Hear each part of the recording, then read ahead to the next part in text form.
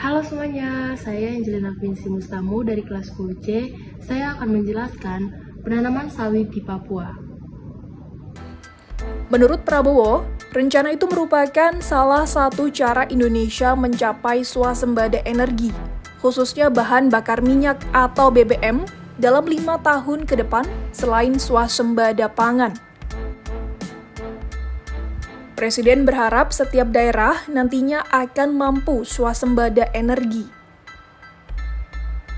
Terlebih Papua dinilai memiliki sumber daya energi yang baik. Oke, jadi yang pertama saya akan membahas tentang biologi, yaitu klasifikasi dan struktur kelapa sawit. Jadi kelapa sawit memiliki nama ilmiah yaitu Elais guiensis, termasuk tumbuhan monokotil dari famili Arecaceae.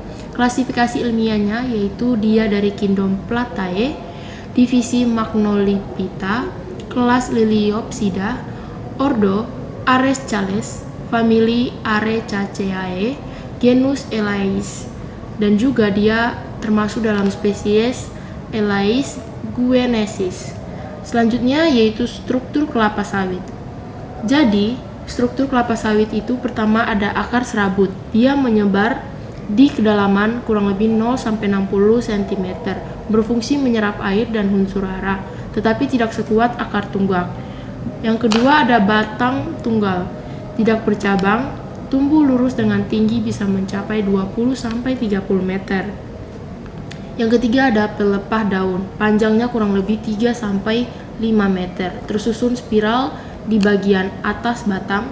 Yang selanjutnya ada bunga sawit, terdiri dari bunga jantan dan betina dalam satu pohon. Jadi bisa disebut berumah satu ya.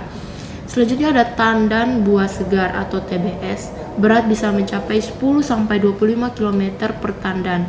Sumber utama minyak sawit dari tandan tersebut. Yang terakhir ada tunas baru, menunjukkan pertumbuhan aktif tanaman. Nah, apa saja perbedaan dengan pohon hutan tropis di Papua? Jadi, pohon hutan memiliki akar tunggak yang bisa kurang lebih itu 1 meteran, sedangkan sawit dangkal. Dan pohon hutan memiliki cabang dan tujak yang luas. Sawit tidak bercabang. Pohon tropis memiliki keanekaragam hayati yang tinggi, sedangkan sawit itu bersifat monokultur. Pohon hutan itu berfungsi untuk menjaga ekosistem, sedangkan sawit lebih fokus pada produksinya. Selanjutnya ada dampak ekonomi dalam penanaman sawit di Papua. Yang pertama ada dampak positif, yaitu menyerap tenaga kerja lokal seperti buruh, kebun, panen, dan pabrik. Yang kedua ada meningkatkan pendapatan daerah melalui pajak dan ekspor. Yang ketiga mempercepat pembangunan infrastruktur seperti jalan dan listrik. Dampak negatifnya itu ketimpangan ekonomi antara perusahaan besar dan masyarakat adat, konflik lahan karena perbedaan kepemilikan tanah adat, dan yang terakhir ada ketergantungan ekonomi hanya pada sawit, rentang jika harganya turun. Jadi seperti yang kita lihat bahwa viral kemarin itu adalah pemerintah dengan masyarakat adat itu ada perbincangan di mana masyarakat adat tidak setuju adanya penanaman sawit di Papua. Ada juga dampak penanaman sawit di Papua dalam geografi ya, atau dampak tanah Papua akan penanaman sawit itu. Jadi yang kita tahu bahwa kondisi tanah di Papua itu memiliki tanah yang sebagian besar masih alami dan hutan lebat. Jenis tanah di Papua umumnya subur, tetapi ada juga yang sensitif terhadap perubahan, terutama jika hutan dibuka secara besar-besaran. Yang kedua ada bentuk perubahan tanah. Perubahan tanah terjadi akibat aktivitas manusia seperti pembukaan lahan untuk perkebunan, misalnya kelapa sawit. Jadi penebangan hutan, pembangunan infrastruktur, dan juga dampak terhadap tanah. Yang pertama ada dampak positif, di mana tanah dimanfaatkan untuk kegiatan ekonomi, membuka lahan pertanian dan perkebunan, meningkatkan produksi hasil bumi. Nah, itu adalah beberapa dampak positif. Sekarang ada dampak negatifnya. Yang pertama ada erosi tanah, di mana pembukaan hutan menyebabkan tanah mudah terkikis oleh air hujan karena tidak ada akar hutan atau akar pohon yang menahan tanah. Yang kedua, penurunan kesuburan tanah. Penggunaan tanah secara terus-menerus tanpa perawatan dapat mengurangi unsur hara. Yang ketiga, ada degradasi tanah. Tanah menjadi rusak dan kehilangan fungsi alaminya. Yang keempat, banjir dan longsor. Tanah yang tidak stabil dapat menyebabkan bencana alam. Contoh nyata di Papua yaitu ada pembukaan lahan sawit menyebabkan hutan berkurang sehingga tanah lebih mudah mengalami erosi. Beberapa wilayah mengalami penurunan kualitas tanah akibat penggunaan yang berlebihan. Terjadi perubahan struktur tanah karena alat berat dalam pembukaan lahan. Yang kelima, upaya mengatasi dampak. Untuk mengurangi dampak tersebut dapat dilakukan yaitu reboisasi atau penanaman kembali hutan, pengolahan tanah yang berkelanjutan, pembatasan pembukaan lahan, dan pengawasan dari pemerintah. Oke, jadi sekarang saya akan membahas apa saja peran pemerintah dan tanggung jawab pemerintah dalam penanaman sawit di Papua. Jadi dalam peran pemerintah, yaitu pemerintah sebagai pembuat kebijakan atau regulator, di mana pemerintah membuat kebijakan terkait pengelolaan sumber daya alam, termasuk pengembangan perkebunan sawit untuk mendukung ekonomi dan energi nasional. Contohnya, adanya rencana pengembangan sawit di Papua sebagai bagian dari swasembada energi. Yang kedua, sebagai pemberi izin atau fasilitator, di mana pemerintah memberi izin kepada perusahaan untuk membuka lahan sawit melalui sistem perizinan. Yang ketiga, sebagai pengawas atau kontrol sosial, pemerintah bertugas mengawasi agar kegiatan perkebunan tidak merusak lingkungan dan tidak merugikan masyarakat. Yang menjadi tanggung jawab pemerintah, selain memiliki peran, pemerintah juga memiliki tanggung jawab besar yaitu melindungi lingkungan hidup. Pemerintah harus memastikan hutan Papua tetap terjaga dan tidak terjadi kerusakan akibat pembukaan lahan sawit. Yang kedua, melindungi hak masyarakat adat, di mana masyarakat adat atau masyarakat Papua sangat bergantung pada hutan sebagai sumber kehidupan, sehingga pemerintah wajib menjaga hak mereka. Yang ketiga, menegakkan hukum. Jika terjadi pelanggaran oleh perusahaan, pemerintah harus bertindak tegas. Yang terakhir yaitu melibatkan masyarakat dalam kebijakan. Pemerintah wajib melibatkan masyarakat adat dalam setiap pengembalian keputusan agar tidak terjadinya konflik.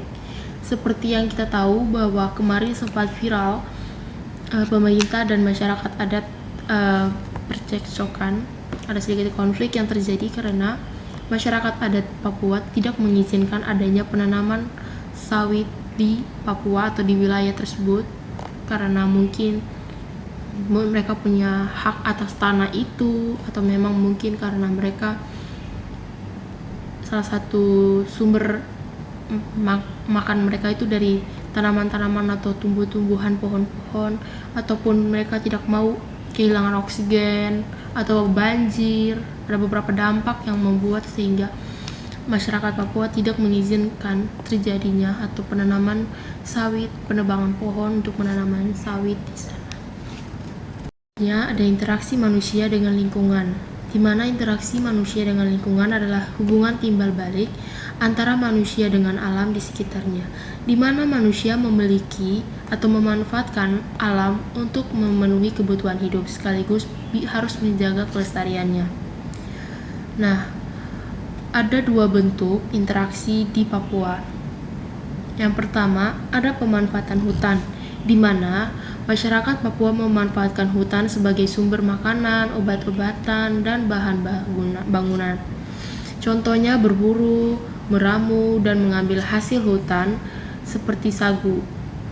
Nah, yang kedua itu ada pertanian dan perkebunan, di mana selain bertani tradisional, saat ini berkembang perkebunan modern seperti kelapa sawit. Hal ini menunjukkan perubahan cara manusia memanfaatkan lingkungan. Yang ketiga adalah pemanfaatan sumber daya alam. Papua kaya akan sumber daya seperti hutan, tambang, dan laut yang dimanfaatkan untuk kehidupan dan ekonomi. Yang ketiga ada dampak interaksi. Dampak positifnya yaitu meningkatkan kesejahteraan manusia atau masyarakat, membuka lapangan kerja, pembangunan wilayah. Dampak negatifnya yaitu kerusakan alam atau kerusakan hutan, deforestasi, penebangan pohon seperti itu, dan hilangnya habitat hewan, perubahan ekosistem, banjir dan tanah longsor.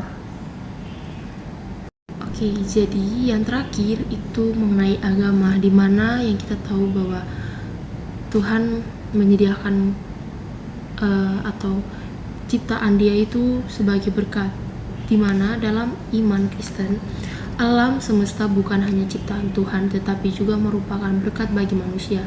Melalui Alkitab, khususnya dalam Kejadian 1 ayat 8, Tuhan memberkati manusia dan memberikan kuasa untuk memanfaatkan bumi.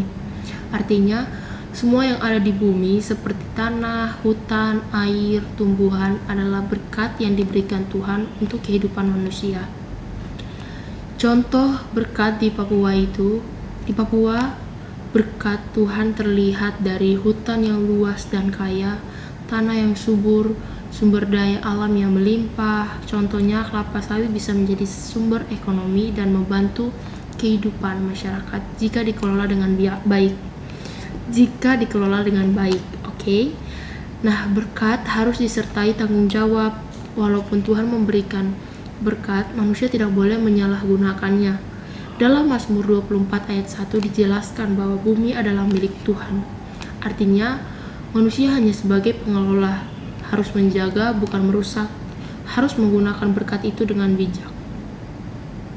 Selanjutnya saya akan membahas luas sawit hektar yang ada di Papua. Di Papua ada 5 provinsi, yaitu Papua Selatan, Papua Barat, Papua Barat Daya, dan Papua Tengah. Pada Papua Selatan luasnya ada 97,77 dan Papua Barat 48,33, Papua 42,17, Papua Barat Daya 38,42, Papua Tengah 9,37. Maka kesimpulannya adalah Papua Selatan adalah luas sawit terbesar di Papua dan Papua Tengah adalah luas sawit terkecil yang terdapat di Provinsi Papua. Sekian dari saya presentasi atau penjelasan mengenai penanaman sawit di Papua. Ingat, jangan merusak alam, tetapi mengelola dengan bijak.